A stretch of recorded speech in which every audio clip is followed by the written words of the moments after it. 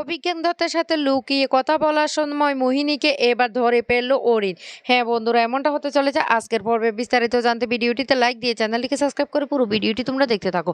গল্পের শুরুতে আমরা দেখতে পারবো ডাক্তারবাবু ও বিহানকে বাইরে এসে বলতে লাগলো যে কম্পাসের শরীর থেকে সে গুলিটা বের করা হয়েছে, কিন্তু উনি একটা ট্রমার মধ্যে আছেন, তাই ওনার জ্ঞান ফেরার সাথে সাথে ওনাকে যেন ভালোভাবে হাসি খুশিতে রাখা হয়, না হলে কিন্তু ওই ট্রমাটা কিছুতেই কাটবে না। তাই ওনার এখন সবথেকে ওনাকে আনন্দে রাখা প্রয়োজন। এই কথাটা শোনার পরে তখনই প্রান্তিক বিহানকে বলতে লাগলো, আমি বুঝতে পারছি, আমার মাথায় একটা আইডিয়া এসেছে। তখন ডাক্তারবাবু বলতে লাগলো, হ্যাঁ আপনাদেরকে আমি শুধু এটাই বোঝানোর চেষ্টা করছি, আপনারা ওনাকে কোনো রকম টেনশন দেবেন না। প্রান্তিক তখন বলতে লাগলো, আমি কি বলবো? বিহান তখন বলতে লাগলো, হ্যাঁ বলো না, এভাবে কেন তুমি কিছু বলবে বলবে বলছো বলছো না। তখন প্রান্তিক বলতে লাগলো, আমরা একটা প্ল্যান করলে কেমন হয় কম্পাসকে খুশি করার জন্য। বিহান তখন বলতে লাগলো, হ্যাঁ বলো কি প্ল্যান। তখনই প্রান্তিক তার প্ল্যানটা জানিয়ে দেয়। তখন বিহান খুব খুশি হয়ে যায়। এদিকে বিহানের কাকাও তখন বলতে লাগলো, প্রান্তিক একদম ঠিক কথা বলেছে, আমাদেরকে কম্পাসকে হাসি খুশি রাখতে হবে, না হলে কম্পাস কিন্তু ট্রমার মধ্যে চলে যাবে। অন্যদিকে দেখা যায় বাড়িতে প্রীতা বলতে লাগলো, ভালোই মেয়েটা শরীর থেকে গুলিটা বের হয়েছে, আমি খুব খুশি হয়েছি। মেঘবালা তখন বলতে লাগলো, ও শুনো কাকিমণি, আমি একটা কথা বলে দিচ্ছি, আমি যদি কম্পাসের কিছু হয়ে যেত তাহলে কিন্তু আমি মোনালিসাকে ছাড়তাম না, ওর দুই গালে না আমি চোর লাগিয়ে দিতাম। তখনই মাহি রেগে বলতে লাগলো, শুনো বড় বৌদি, তোমাকে একটা কথা বলে রাখি, শুধু মোনালিসাকে দোষারোপ করলে চলবে না। এ বাড়িতে মোহিনী সব কিছু জানে। মোহিনীর ঘরে আমি মোনালিসাকে স্পষ্ট ঢুকতে দেখেছি, আর এখন মোহিনী আমাকে মিথ্যেবাদী বানিয়ে দিচ্ছে। কি মোহিনী?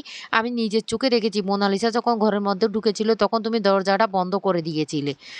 আর তখনই মোহিনী বলতে লাগলো, তোমাদেরকে আর কতবার প্রমাণ করাবো, আমি কিচ্ছু করিনি। কিন্তু তোমরা কিছুতে প্রমাণটা করতে চাইছো না যে আমি কিছু করিনি। এদিকে কম্পাসের জ্ঞান ফিরে আসে। কম্পাসের জ্ঞান ফিরে আসার সাথে সাথে বিহান একটা ফুলের তোড়া নিয়ে কম্পাসের কাছে চলে আসে আর কম্পাসকে অ্যানিভার্সারি শুভেচ্ছা জানায়। আর বলতে লাগলো, ওই দিন তো ভালো রকম তোমাকে আমি অ্যানিভার্সারি শুভেচ্ছাটুকুও জানাতে পারলাম না। তখন কম্পাস বলতে লাগলো, বিহান স্যার আপনি? তখন বিহান বলতে লাগলো, হ্যাঁ তোমার জন্য আরো অনেক গিফট নিয়ে এসেছি কম্পাস, দেখো অনেকগুলো গিফট নিয়ে এসেছি। তখন কম্পাস হাসতে থাকে আর বলতে লাগলো, কি গিফট নিয়ে এসেছেন? তখন বিহান বলতে লাগলো, তোমার পছন্দের সমস্ত গিফটগুলো আমি নিয়ে এসেছি। এদিকে মাহি বলতে লাগলো, শুনো মোহিনী, নিজেকে না ভালো সাজার অভিনয়টা আর করো না, তুমি যে কি সেটা আমি বেশ ভালো করে জানি। তুমি এখন যাই কিছু বলো না কেন, আমি নিজ চোখে দেখেছি, আমার চোখ কোনোদিন ভুল হতে পারে না। তবে সত্যি যদি কম্পাসের এই ঘটনার পিছনে তোমার হাত থাকে তাহলে তোমাকে আমি ছাড়বো না। আর সেই মুহূর্তে তখন অভিজ্ঞান দত্ত ফোনটা করে। অভিজ্ঞান দত্তর ফোনটা দেখে তখন সেই মোহিনী বলতে লাগলো, আমার ইমার্জেন্সি কল এসেছে, আমাকে কথা বলতে হবে। এই বলে মোহিনী চলে যেতে লাগলো। বৃথা তখন বলতে লাগলো, ও কি হয়েছে?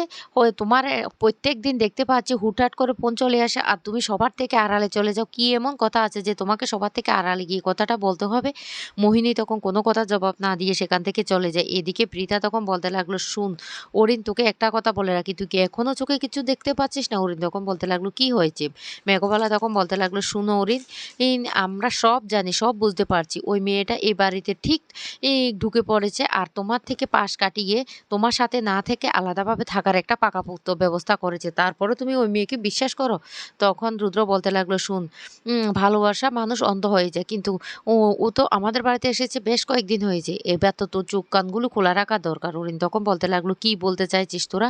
চোখ কান খোলা রাখবো মানে? তখন বলতে লাগলো, শুন, মোহিনী একটা সুবিধার নয়, মোহিনীর ঘরে কিন্তু মোনালিসাকে ঢুকতে দেখেছে, তাই বলছে চোখ কান খোলা রেখে চল। মোহিনীকে আমাদেরও একটা কেমন জানি মনে হচ্ছে। এদিকে বিহান তখন বলতে লাগলো, দেখো আমি তোমার জন্য কি নিয়ে এসেছি। এই বলে বিহান সেই গিফটের বক্সটা খুলে কম্পাসের হাতে দিলে কম্পাস তখন বলতে লাগলো, বক্সিং গ্লাভস নিয়ে এসেছো? বিহান তখন বলতে লাগলো, হ্যাঁ তুমি তো হুটহাট করে বাড়ি থেকে বেরিয়ে যাও যুদ্ধ জয় করার জন্য, তাই তোমার জন্য এটা ছাড়া আর কি হবে।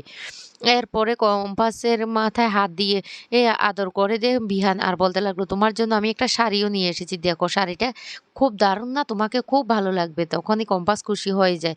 তারপরে বিহান কম্পাসকে জড়িয়ে ধরে বলতে লাগলো, "তুমি আমাকে বড্ড ভয় পাইয়ে দিয়েছ। আর এরকম কোনো কাজ করবে না।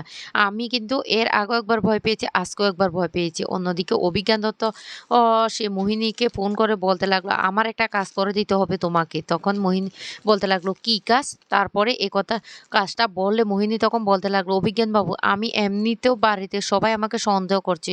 ওইদিন যে মোনালিসা আমার ঘরে ঢুকেছিল, এই কথাটা বলতে অভিজ্ঞানবাবু প্রচণ্ড রেগে যায় আর বলতে লাগলো, "মোনালিসার এই বোকা বুদ্ধিতে তুমিই জড়িত ছিলে? তুমি কে এভাবে বুদ্ধি দিয়েছ? আজকে আমার নাতনির এমন অবস্থা হয়েছে। তুমি যদি আমার কাজটা করে না দাও তাহলে কিন্তু আমি কিন্তু তোমাকে কিন্তু শান্তিতে বাঁচতে দেব না। আমার নামও না হলে অভিজ্ঞান দত্ত নয়। আমি তোমাকে না এমনভাবে রাখবো যাতে তুমি ভয়ে, ভয়ে নিজেই মরে যাও।" তখন আ সেখানে থাকা মুক্তিও বলতে লাগলো, "মোনালিসা, তুমি কি করে পারলে সেই মোনালিসার সাথে হাতটা মেলাতে? কি করে পারলে মোহিনী?" মোহিনী তখন বলতে লাগলো, আমি তো জাস্ট শুধু ওই ডিভোর্স পেপারটাতে বিহানের সাইনটা নিয়ে এসেছিলাম। আর তার থেকে তো বেশি কিছু করিনি। অভিজ্ঞানবাবু তখন ভয় দেখিয়ে বলতে লাগলো, "শুনো মোহিনী, আমি কিন্তু আবারও বলছি আমার কাজটা করে দিবে।" এদিকে কম্পাস সুস্থ হয়ে গেছে খবরটা পাওয়ার সাথে, সাথে বাড়ির সবাই কম্পাসের সাথে দেখা করতে চলে আসে। আর সবাই তখন খুব খুশি হয়ে যায়। আর বলতে লাগলো, আ স অ ঠিক আছে কম্পাস, এবার তোমাকে ২-১ দিনের মধ্যে বাড়ি নিয়ে যাবো। অন্যদিকে অভিজ্ঞান দত্ত মোহিনীর সাথে কথা বলতে থাকে। আর তখনই অরিন বাইরে দাঁড়িয়ে সবটা শুনতে পেয়ে যায়। অরিন তখন বলতে লাগলো, "তাহলে মা বৌদিরা যা বলেছে সবটা সত্যি? আমাদের বাড়িতে মোহিনী এত বড় অ চক্রান্ত করার জন্য ঢুকে পড়েছে? না, এটা কিছুতে হতে পারে না।" মোহিনীকে অভিজ্ঞানবাবু তখন বলতে লাগলো, "গুলিটা যে তুমি করেছো সেটা কিন্তু আমি বেশ ভালো করে জানি। কারণ মোনার ভাড়া করা গুন্ডারা গুলিটা করেনি। তারপরে আমি সব চুপচাপ সহ্য করছি তোমার জন্য। তাই তোমাকে আমার কাজটা করে দিতে হবে।" আর এই কথাটা শুনে অরিনের মাথাটা রীতিমতো ঘুরে যায়। অরিন তখন বলতে লাগলো, "মোহিনী কম্পাসকে গুলি করেছে? না, এটা হতে পারে না। এটা কিছুতেই হতে পারে না।" এইদিকে কম্পাস এর কাছে দাঁড়িয়ে ঋতুজা তখন বলতে লাগলো, "মা, তুই একদম চিন্তা করবি না। আরে তুই কেন চিন্তা করছিস সেই মোনার জন্য? মোনা এখন ভালোই আছে। মোনাকে প্রান্তিক বস্তিতে নিয়ে গেছে।" তখনই প্রান্তিক বলতে লাগলো, "হ্যাঁ, ওকে তো কেউ একজন মানুষ তৈরি করতে হবে।